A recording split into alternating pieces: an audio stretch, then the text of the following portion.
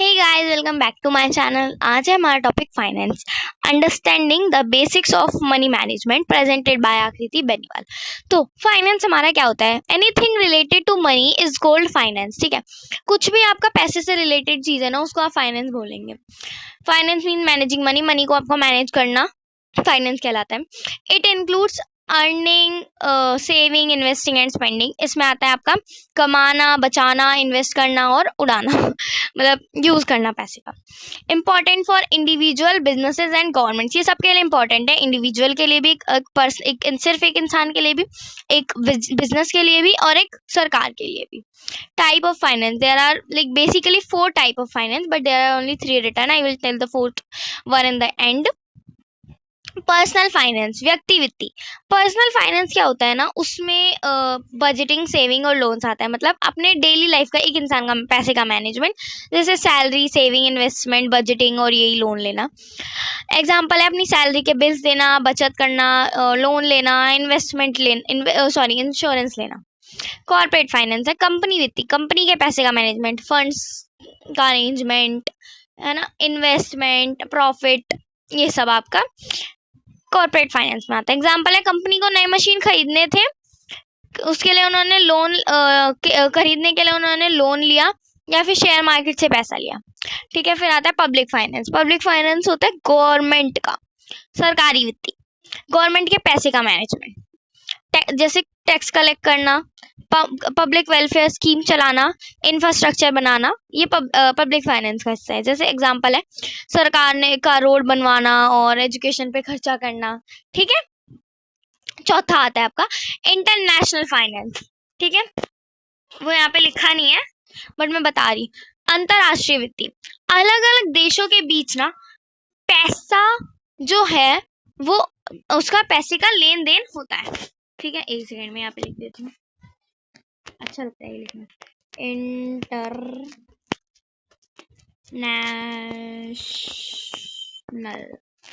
International finance.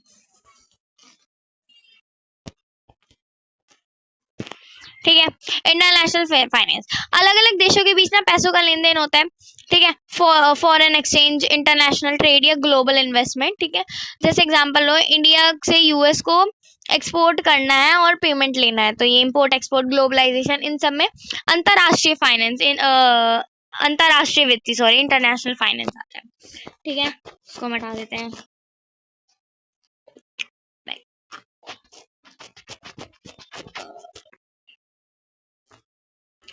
ठीक है, अब आता है हमारा गोल्स ऑफ फाइनेंस। फाइनेंस के गोल्स क्या?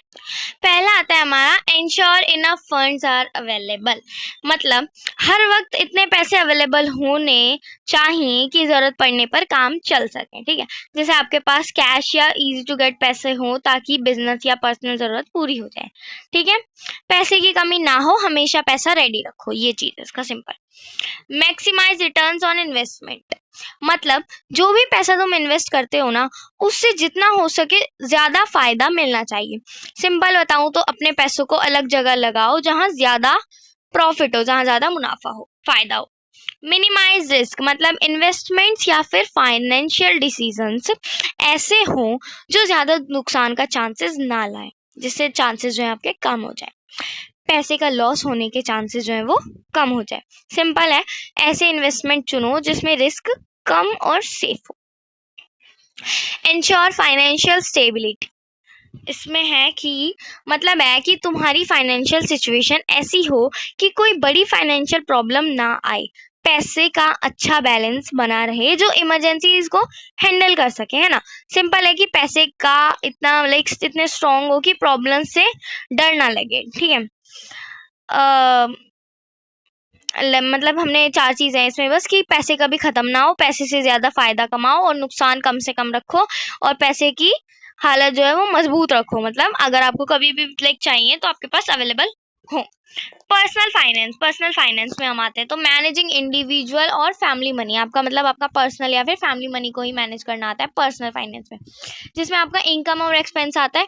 ठीक है, कमाना और मतलब खर्च करना, आपके एक्सपेंसिव जो एक्सपेंस कुछ मतलब जो भी आपके उनसे बजट प्लानिंग होता है आपका, अकेले आप बजट प्लानिंग मतलब अपने पैसे, मान लो आपकी एक फैमिली है, ठीक है, उसका लेके चलते हैं। इनकम एंड एक्सपेंस, मान लो आपके परिवार में लाइक 10 लोग हैं, 5 कमाने वाले हैं और 10 का खर्चा है, तो आप ऐसे ही तो लेके चलोगे ना कि किसी को कम ना पड़ जाए। मान लो 4 बच्चे हैं, ठीक है, घर में, तो आपको इतना लाइक करना पड़ेगा कि उनके लाइक स्कूल फीस का हो जाए, आपको उनकी ट्यूशन फीस का हो जाए, ठीक है, घर में बहुत सारी चीजें, इलेक्ट्रिसिटी बिल, वाटर बिल, मतलब बहुत ही कुछ है, ठीक है। बजट प्लान, आपको ये बजट प्लान करना पड़ेगा कि महीने से पहले ही हम दूध का इतना अलग अलग कर दें पैसा, और बच्चे के स्कूल का इतना, ट्यूशन का इतना, ऐसे सब कुछ। सेविंग एंड इन्वेस्टमेंट, सेविंग आपको अपनी करनी ही पड़ेंगी, क्योंकि कुछ कभी मतलब आपको पता थोड़ी है कि कल क्या हो जाए, ठीक है। इन्वेस्टमेंट अगर आप करते हो तो उसका भी ध्यान। इंश्योरेंस और रिटायरमेंट, इंश्योरेंस आपको आपने कोई इंश्योरेंस ले रखा है या नहीं, ठीक है, क्योंकि ये एक इंश्योरेंस एक तरह का फाइनेंशियल प्रोटेक्शन ही होता है। आप किसी भी चीज का इंश्योरेंस ले सकते हो, लाइफ, हेल्थ, व्हीकल, होम, है ना। रिटायरमेंट पे आते हैं कि जब आप काम करना बंद कर देते हो, मतलब रिटायर हो जाते हो, तो पैसा चाहिए होता है, लाइक अपनी जिंदगी चलाने के लिए तो पैसा चाहिए होता है। रिटायरमेंट प्लानिंग मतलब आज से ही अपने फ्यूचर के लिए पैसा बचाना और इन्वेस्ट करना, ताकि जब आप रिटायर हो जाओ ना, तो आपको फाइनेंशियल टेंशन ना हो।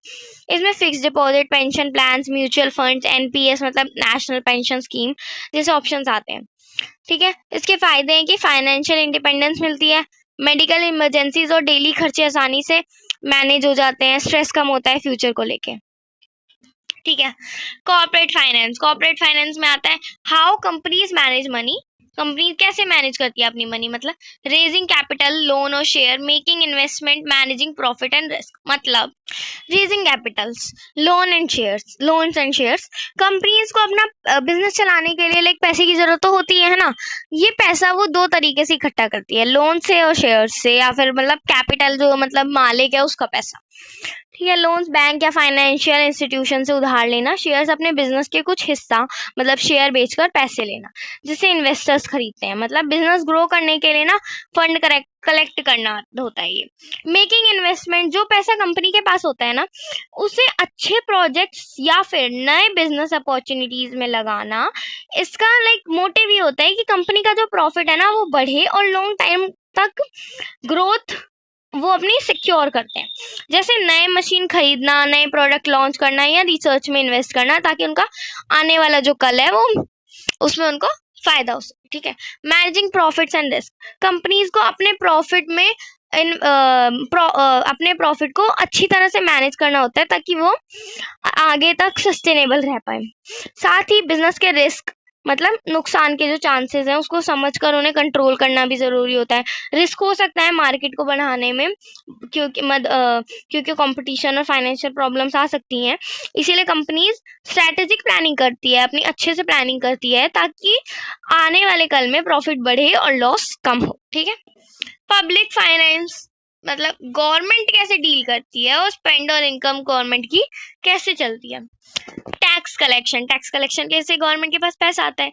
बजट प्रिपरेशन में होता है कि ये एक बजट ना एक प्लान करते हैं कि जैसे लाइक मान लो, देखो गवर्नमेंट डिसाइड करती है कि अगले साल कितना पैसा कहाँ खर्च करना है, ठीक है, और कितना पैसा कहाँ से आएगा, जैसे टैक्सेस वगैरह। मतलब गवर्नमेंट अपनी जो उनके पास पैसा आएगा ना और वो खर्च करेंगे उसका हिसाब बनाती है। इससे पता चलता है कि सरकार के पैसे कितने पैसे और वो उन पैसों को कैसे कैसे यूज करेगी, ठीक है, इसलिए वो पहले से ही प्लान कर लेते हैं। पब्लिक वेलफेयर प्रोग्राम्स, ये वो स्कीम्स और प्रोजेक्ट होते हैं जो सरकार लोगों की मदद के लिए चलाती है, जैसे जो पुअर लोग होते हैं, जो गरीब लोग होते हैं, उनके लिए ration, health care services, education, pension scheme, रोजगार योजना वगैरह वगैरह, ठीक है। इसका लाइक मोटिव ये होता है कि सबको बेसिक सुविधा देना और उनकी लाइफ को बेटर बनाना। नेशनल डेब्ट्स होते हैं जब गवर्नमेंट को अपने काम के लिए ज्यादा पैसे चाहिए होते हैं और टैक्स से नहीं मिलते हैं तो वो लोन लेती है। ये देश के अंदर भी हो सकता है या फिर फॉरेन में भी हो सकता है, दूसरे देशों या इंटरनेशनल इंस्टीट्यूशन से भी हो सकता है। नेशनल डेब्ट का मतलब है देश के पास जितना टोटल डेप्ट है, टोटल कर्जा है, वो सरकार का टोटल कर्जा जो उन्होंने उधार लिया है वो, ठीक है। सोर्स ऑफ फाइनेंस, एक सेकेंड, इससे पहले ना मैंने इंटरनेशनल जब बता ही दिया है तो मैं वो भी फिर से भी बता ही देती हूँ, ठीक है। फिर से लिखते हैं, अच्छा लगता है लिखना, राइटिंग बहुत गंदी है लेकिन। International finance, how to deal. देखो, इंटरनेशनल फाइनेंस इसका फॉरेन एक्सचेंज होता है, जो आपको मैंने बताया था। जब अलग अलग देश अपने पैसे, करेंसीज को एक दूसरे के साथ बदलते हैं ना, उसे फॉरेन एक्सचेंज कहते हैं। जैसे इंडिया के रुपी, अमेरिका के डॉलर, ये एक्सचेंज करना ताकि ट्रेड और इन्वेस्टमेंट हो सके, है ना, सिंपल।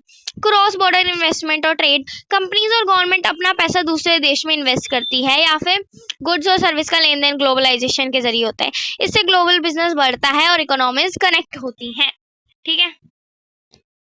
ओ वाओ, चलो मैं ऐसे ही बताती हूँ। फाइनेंशियल प्लानिंग में क्या आता है हमारा, setting short and long term financial goals, मतलब अपने पैसे के गोल डिसाइड करना, जो कुछ टाइम में अचीव करने हैं वो, ये तो होते हैं शॉर्ट टर्म। और जो फ्यूचर में बड़े गोल्स हैं वो होते हैं long term. Example, short term goal हो सकते हैं कि एक फोन खरीदना, और लॉन्ग टर्म गोल हो सकता है कि घर लेना, ठीक है। क्रिएटिंग अ बजट में आता है हमारा अपनी इनकम और एक्सपेंस का एक प्लान बनाना, मतलब डिसाइड करना कि हर महीने कितना पैसा खर्च करना है और कितना बचाना है, ठीक है, simple. Choosing the right investment options, मतलब अपने गोल्स और रिस्क के हिसाब से सही इन्वेस्टमेंट करना, जैसे fix deposit, mutual fund, stock या रिटायरमेंट प्लान्स। मैनेजिंग डेप्ट एंड रिस्क, अपने उधार मतलब अपने लोन्स को अच्छे से मैनेज करना ताकि फाइनेंशियल स्ट्रेस ना हो। साथ ही अपने इन्वेस्टमेंट और अपने एसेट के रिस्क को समझना और कंट्रोल करना, ठीक है।